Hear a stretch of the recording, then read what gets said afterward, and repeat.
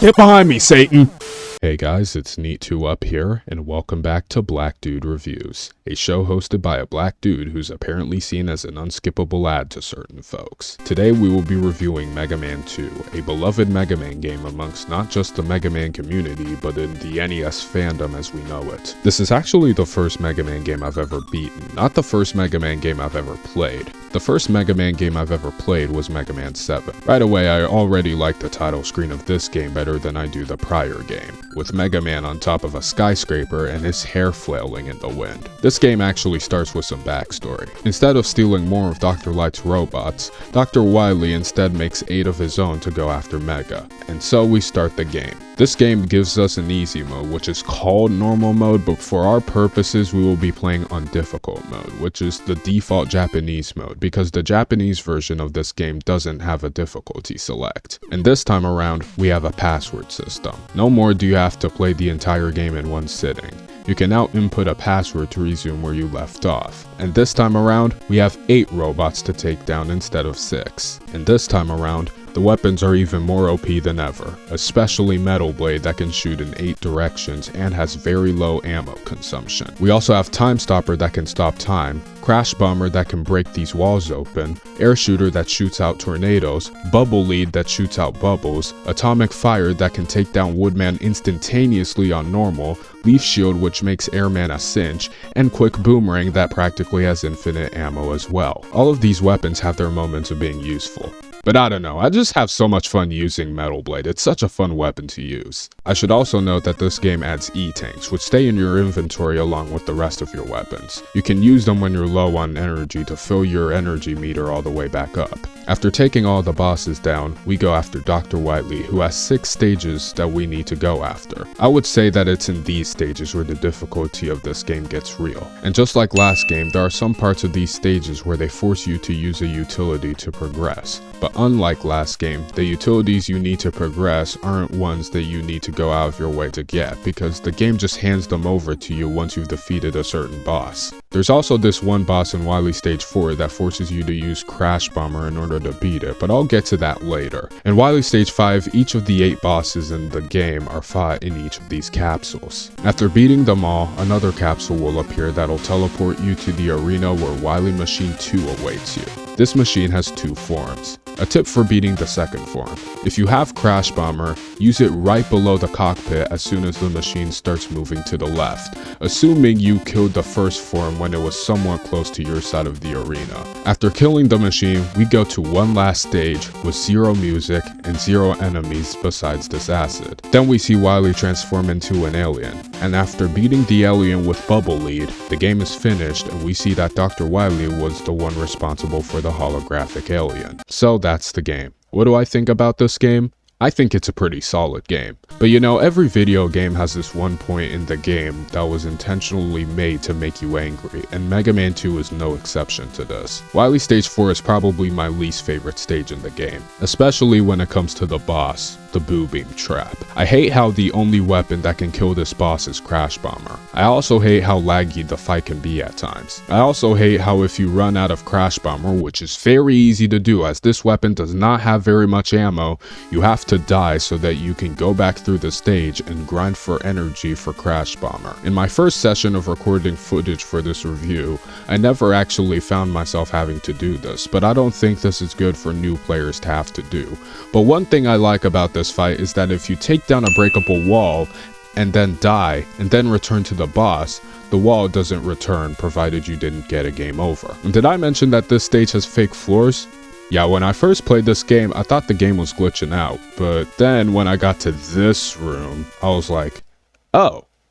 Yeah, this game's definitely glitching out. And there's also Wily Stage 6. A big thing about this stage is that there are no enemies here to grind weapon energy off of, because the only weapon in the game that can hurt this alien is Bubble Lead. So if you're out of Bubble Lead, or you don't have enough, you have to get a game over so that your weapon energy gets filled up again. I personally do not like that kind of level design. I don't think it's fair to force people to get a game over because they failed to conserve their weapon energy when they didn't know that they would eventually need it. I mean, imagine if a first-time player showed up to the Boo Beam Trap with 0 Crash Bomber. Guess what? They're cooked. They have to die so that they can go back through the stage and grind for weapon energy for Crash Bomber. Not to mention that you also need ammo for the utility weapons in order to get around the room. So if you're a first time player and you go to Wily Stage 3, do not break these walls open, because both of these items can be obtained in the subsequent stage without having to use Crash Bomber energy. However, you do need to use item 1 to get this E-Tank though. But besides those stages, overall, I think the stages of this game are pretty well designed. Quickman stage is notorious for possibly being one of the hardest stages in the game because of its insta-kill force beams, but once you memorize them, they're not that bad. And Heatman stage is also not that bad, even though people tend to complain about that one long disappearing blocks segment in the second half of the stage. It seems like a lot of people love to hate the disappearing blocks. What do I think of them? Yeah, the first few times I played this game, these blocks were pretty frustrating, but after playing this game many times, I don't really have that much trouble with the blocks anymore. Though I do understand people getting upset when the game sets you up for failure like this. Also, another boss people love to hate is Airman. Low-key, I find Airman stage to be harder than Airman himself, but that's probably because I keep trying to play it recklessly. Oh shoot!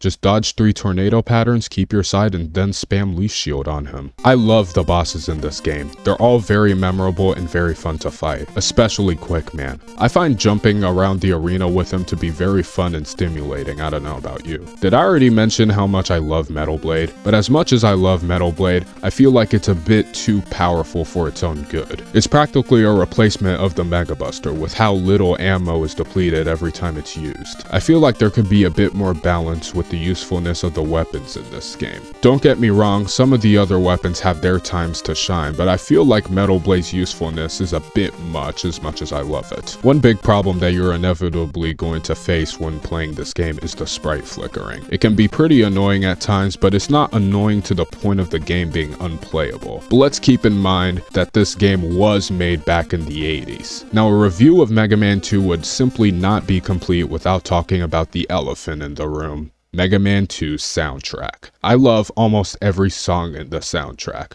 From the opening cutscene to the credits, almost every song in the game is super memorable and catchy. And also, is it just me, or is the password theme just super catchy for no reason?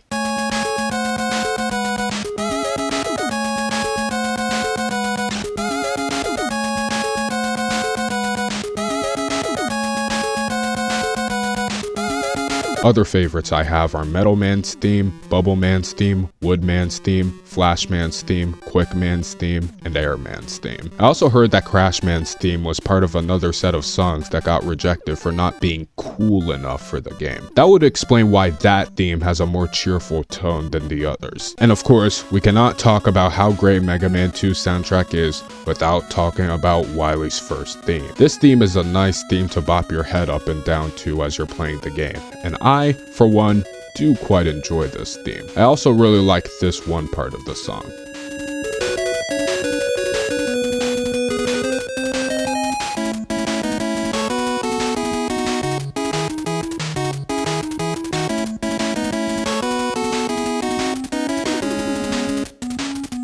Also, a theme that I find to be very underappreciated is the boss fight theme. If you listen to it on its own, it's actually very catchy and upbeat.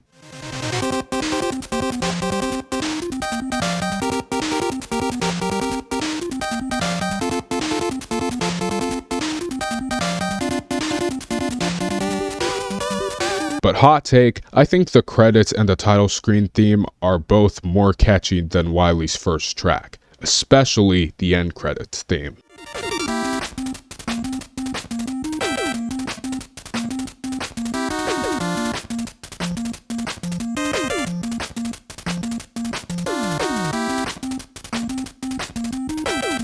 It's simple, yet it's really catchy. Mega Man 2 is a great game. Its music, the bosses, and the levels all have a special kind of NES charm to them to make playing Mega Man 2 a very memorable experience. The weapons, while they are unbalanced, are very useful, and the endgame stages really know how to keep you on your toes. While it can be hard at times, I don't think the game is unfairly hard. most of the time. This isn't one of my personal favorite Mega Man games, but it still is a great game. Might I add, this is one of the best title screens I've ever seen on the NES. And to think that this game was made solely on the devs' free times, because Capcom originally wanted to do away with Mega Man after the first game flopped. And then the devs went on to make one of the best NES games ever, as well as one of the most sold Capcom games ever too. But this box art is still not very flattering. But you know, at the end of the day, it's not about the box art. It's about the game. So with all that being said, I give Mega Man 2 for the NES a 5-star rating. Next time we will be looking at Mega Man 3 for the NES, so please do subscribe for that video if you haven't yet. I'd also like to thank everyone for the support on the first review, and I'd also like to apologize if this video was too long. I had a lot more stuff to say about this game than I did the last game, but I'm still sorry if you think that this video was too long. But besides that, leave a like or leave a dislike, and thanks for watching.